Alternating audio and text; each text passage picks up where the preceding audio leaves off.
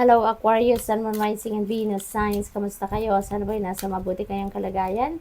Welcome back po sa Star Tarot. Kung bago kayo rito, welcome din kayo. Thank you for your support. I truly appreciate it. God bless you all. Aquarius, pauna mensahe ninyo, voyage. Ayan. So, meron travel, no? Ang iba sa inyo dito, you're going to travel somewhere. And, maaaring yung travel na to could be linked, no, to a new beginning, no? Baka meron kayong bagong lugar na pupuntahan, maaaring pasyal yan, adventure. Pwede rin na meron ditong bagong chapter sa buhay ninyo, nasisimulan ninyo. Pwedeng ganon ang ganap. What else? We have dream. Follow your yearning for the deep blue sea. Ayan. Continue to dream. Continue to, continue to make pangarap, no? Kasi walang limitasyon yon. That is limitless para sa atin. At lahat tayo, no? Mas magandang meron tayong pangarap para yun ang mag-inspire sa atin, yun ang magpupush sa atin, yun ang magiging fuel natin para magpursige, para magsikap hanggang sa marating natin ang mga pangarap natin, 'di ba? What else? We have explore. Ayan, so yung travel na to, link dito sa pag-explore na to, no? So you are going to a new place siguro, so talaga mag-adventure siguro ang iba sa inyo. Mag-explore kayo ng mga bagong sitwasyon, mag-explore kayo ng mga bagong lugar, yung gano'n, ano?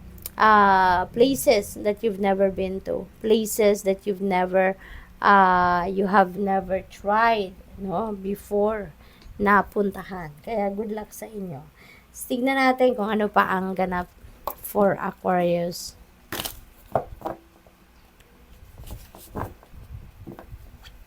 It's time for adventure, no? Ni Aquarius.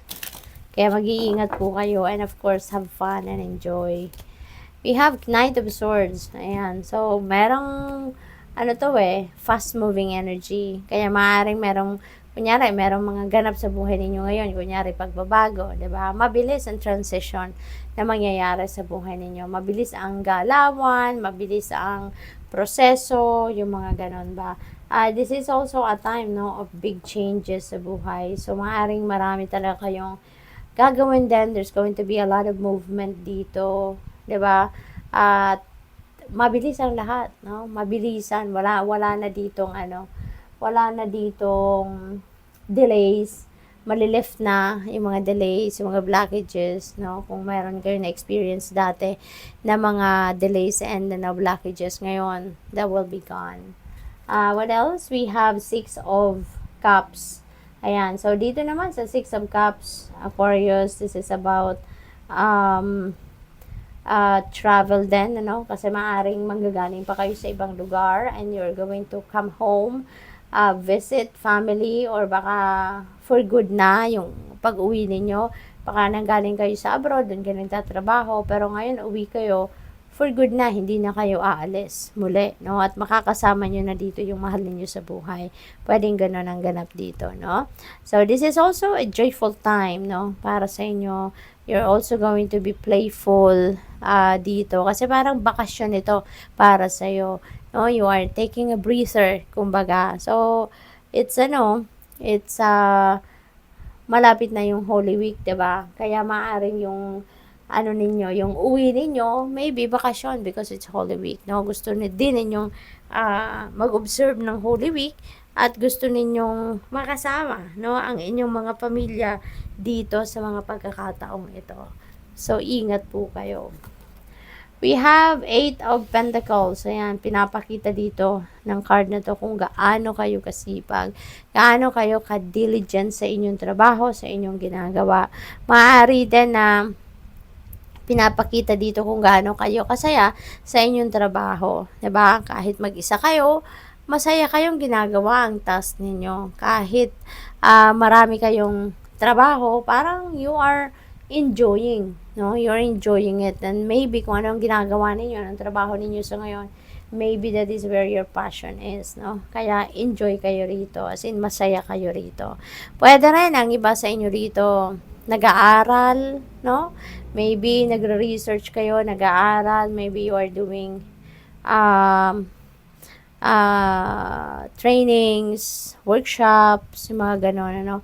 Baka nagka-crash courses din kayo para mas develop pa ninyo, no, yung mga talents, skills, and gifts ninyo. So, good luck sa'yo. We have Hermit. Ayan. So, panahon talaga ito ng Lenten season, diba? Kaya perfect itong time na to para sa pag-contemplate, pag-contemplate, pag-introspection, pagninilay-nilay, pagmumuni-muni, no? Kaya ngayon, siguro, ang iba sa inyo dito also seeking for enlightenment. Maybe some of you also are seeking for clarity. Kaya ito rin, perfect timing ito na magnilay-nilay kayo, magmuni-muni kayo so that you can tap into your soul and yun nga, makapag-connect kayo muli sa sarili ninyo, sa soul ninyo, sa intuition ninyo, no? Para mahanap ninyo yung peace, no? Yung enlightenment, yung clarity that you are seeking. We have Knight of Cups may offer dito sa inyo, and this is an offer of love, no? Maaring meron ditong manliligaw sa inyo if you're still single. Baka meron ditong may nangungursunada sa inyo romantically, no? At maaring ito, hindi na siya makatiis. Makaliligawan na kayo or magpapahayag na siya ng kanyang romantic interest sa inyo. So, baka, ayun na nga, pwedeng ligawan ka dito or someone maybe is going to ask you out on a date, something like that. Good luck sa'yo. Thank you for watching. Love and light. Namaste.